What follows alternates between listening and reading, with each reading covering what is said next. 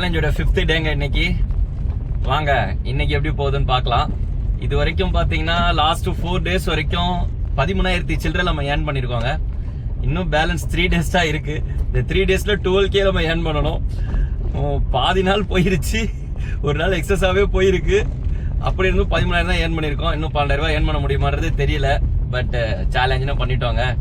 நம்ம பேசிக்கா பிளான் பண்ணதே வந்து பாத்தீங்கன்னா இந்த சாட்டர்டே நம்பி தான் பிளான் பண்ணது. பார்ப்போம், இந்த சாட்டர்டேவும் நாளைக்கு சண்டே 2 நாள் எப்படி ஸ்ட்ரெச் பண்ண முடியுதுன்றதை பொறுத்து தாங்க நம்ம இந்த சேலஞ்சே கம்ப்ளீட் பண்ண முடியும். மேக்ஸிமம் எஃபர்ட் போடுவாங்க, முடிஞ்ச அளவுக்கு சேலஞ்சை அக்செப்ட் பண்ணியிருக்கோம். சேலஞ்சை கண்டிப்பாக பண்ணி முடிப்போங்க. அப்புறம் ஒரு முக்கியமான விஷயங்க, ரொம்ப ஹாப்பியாக இருக்குது. நிறைய பேர் ஃபாலோ பண்ண ஆரம்பிச்சிருக்கீங்க இன்ஸ்டாகிராமில். எப்படி என்ன ரீசன் தெரியல, மேபி சேலஞ்ச் நிறைய பேருக்கு பிடிக்கும்னு நினைக்கிறேன். ஸோ இதுக்கு முன்னாடி நான் போட்ட வீடியோவோட இப்போ போடுற வீடியோக்கு ரொம்ப நிறையா சப்போர்ட் பண்ணுறீங்க, ரொம்ப தேங்க்ஸ்ங்க.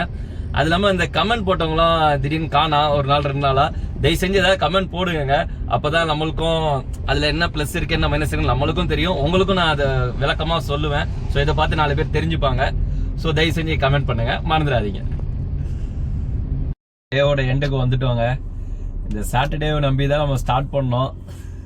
இந்த சாட்டர்டேவும் டுவரோ சண்டே 2 நாள் தான் ரொம்ப பெரிய லெவலில் பிளானிங் இருக்கும். நல்லபடியாக பண்ணலாம், கொஞ்சம் எக்ஸஸாக ஏர்ன் பண்ணலாம் அப்படின்றத நம்பி தான் பிளான் பண்ணது.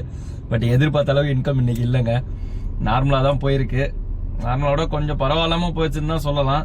பட் எதிர்பார்த்த அளவு இல்லைங்க. கொஞ்சம் அன்டைமில் ஸ்ட்ரெச் பண்ண மாதிரி மார்னிங்லேருந்து ஈவினிங் வரைக்கும் சுத்தமாக ஒன்றும் இல்லைங்க. ரொம்ப டம்ப் ஆயிடுச்சு, ரொம்ப டென்ஷன் ஆயிடுச்சு. அதுலேயே மைண்டு என்னடா இது இப்படி ஆயிடுச்சுன்னு சொல்லிட்டு அதுக்கப்புறம் பரவாயில்ல, நம்ம சேலஞ்ச் அக்செப்ட் பண்ணிருக்கோம். ஸோ ஜெயிச்சே ஆகணுன்றதுக்காக ஈவினிங் மேலே கொஞ்சம் ஸ்ட்ரெச் பண்ணி ஓட்ட ஆரம்பித்தாங்க. அப்படியும் அந்த அளவுக்கு இன்கம் ஏர்ன் பண்ண முடியல.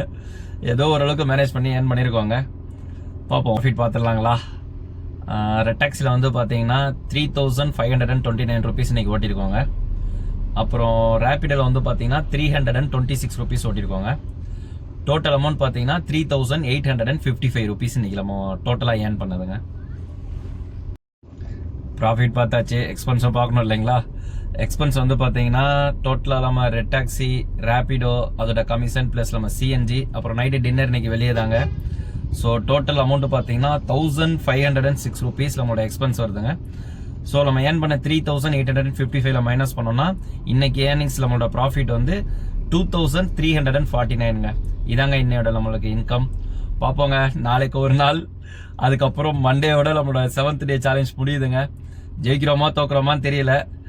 நீங்கள் என்ன நினைக்கிறீங்கன்றதை கீழே கமெண்ட் பண்ணுங்க. ஜெயிப்போமா இல்லையான்னு சொல்லிட்டு மேக்ஸிமம் ஸ்ட்ரெச் கொடுப்போங்க, முடிஞ்ச அளவு போராடுவாங்க. ஆல்வேஸ் சிரிச்ச முகமா இருங்க, நல்லதே நினைங்க, நல்லதே நடக்குங்க.